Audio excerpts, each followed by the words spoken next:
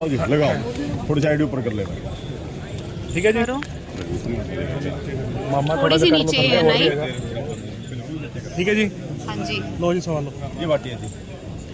जी धन्यवाद आपका। आप सब भाई यहाँ पर पहुँचे इस पवित्र काम के अंदर। आपका भी ANI ID नीचे। चुरकाना धाम में हमारा 20 मार्च को एक बहुत जन्म उत्सव के अवसर पर बड़ा मेला लगता है। वो 11 के अवसर पर 11 और 12 के अवसर पर इस बार जो श्याम बाबा प्रेमी है पूरे करनाल, कुरुक्षेत्र, सोनीपत, पानीपत सब संस्थाओं से हम आग्रह करेंगे कि सबको निमंत्रण देकर अपने आसपास के सब क्षेत्रों को जो एक चुरकाना धाम है वो एक जहाँ पर राजा बबरीक ने, महात्मा बबरीक ने अपने शीश का दान दिया था, वहाँ पर लाखों की संख्या में लोग तीर्थ यात्री वहाँ पर आते हैं। एक है वहाँ पर थोड़ा इंफ्रास्ट्रक्चर और डेवलपमेंट के नज़रिए से एक बड़ा विराट रूप बने, ऐसा प्रयास है। तो सबसे मिलके सभी संस्थाओं को साथ में जोड़ के इस काम को पूरा प्रयास है। पाटिलों के प्रदेश अध्यक्ष से उनकी हत्या कर दी गई है और बड़ा दुर्भाग्यपूर्ण है, ऐसा नहीं होना चाहिए और गलत हुआ है।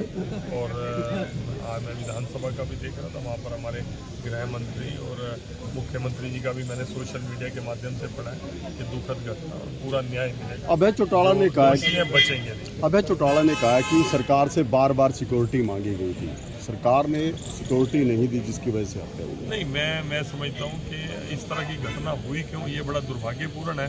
सिक्योरिटी उन्होंने मांगी और सिक्योरिटी ना देने का क्या रीज़न रहा या सिक्योरिटी के ऊपर क्या रिपोर्ट थी, वो जो एजेंसियाँ हैं वही तय करती हैं क्या रीज़न था और क्या चीज़ की रंजिश थी। मुझे अभी सारी चीज़ें क्लियर हो जाएंगी। आज पूरे देश के अंदर किसानों ने मार्च निकाला है सर, ट्रैक्टर मार्च।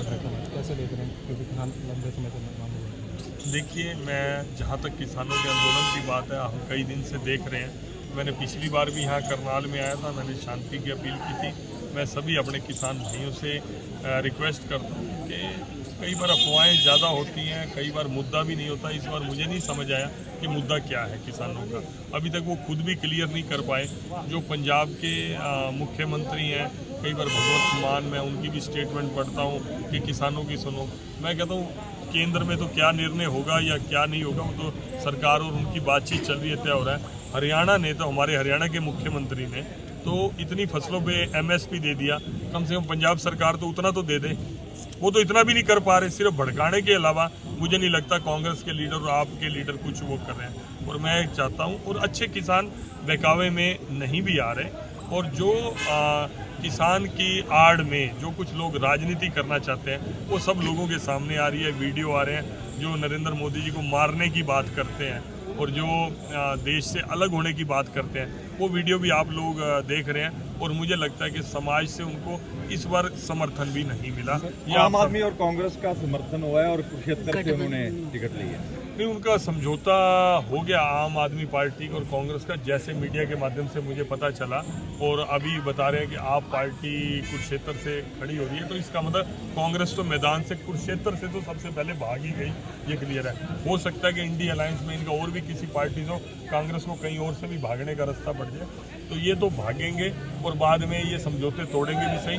अगर हरियाणा में ऐसा है तो पंजाब में भी इनका समझौता हो गया, पंजाब में कांग्रेस और आप पार्टी का हुआ कि नहीं हुआ? जी जी जी, दोनों जगह वहाँ भी इनको कर लेना चाहिए, मिल के लड़े तो शायद कुछ। वैसे तो जनता इनकी असलियत जान चुकी है, अकेले लड़े या मिल के लड़े, लोग इनके ऊपर विश्वास खो चुके हैं। इस बार भी बीजेपी JJP के साथ चुनाव देख रहे हैं, बनी है ही, समझौता है ही, बीजेपी JJP साथ ही है।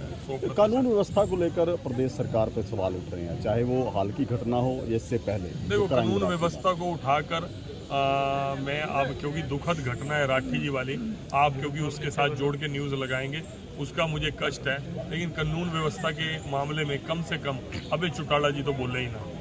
उनके टाइम में वो कैसे जेल के अंदर बंद जो क्रिमिनल लोग थे उनके साथ मिलते थे, अंदर से लोग किस तरह से करते थे, उनके टाइम में बदमाश की तरह खुले घूमते थे, कुछ नहीं था। वो कम से कम अभय चौटाला जी तो बात ना करें, बाकी कोई और बात करता है। बाकी मैं ईमानदारी से कह रहा हूँ, मैं अच्छे इंसान थे राठी जी, दुख है उनका जाने का दुख है। उनके साथ ये घटना घटी है, किसी के साथ भी नहीं घटनी चाहिए। तो MSP को लेकर गतिरोध है, क्या MSP दिया जा सकता है किसानों?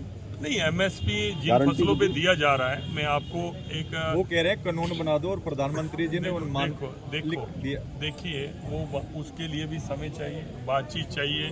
वो कानून बनाने के बाद उन फसलों को खरीद, कितनी फसल यील्ड होती है पूरे देश की, क्या उतना खरीदने के लिए पैसा केंद्र सरकार के पास है, क्या उतना बजट है, ये 10 चीज़ें इसके ऊपर चर्चा होती हैं। और एमएसपी का कानून जो फसलों की खरीद नहीं होती, जिनकी ओपन मार्केट में खरीद है, मैं कर्नाटक के चुनाव में मेरी ड्यूटी लगी, मैं वहाँ गया, वहाँ का किसान सुपारी उगाकर 4.5 लाख रुपए प्रति एकड़ कमाता है, और उसी सुपारी के खेत में थोड़े टाइम के वो नारियल के पेड़ भी लगाकर 1.5 लाख रुपए के नारियल भी बेच देता है। उनको तो किसी एमएसपी की जरूरत नहीं है।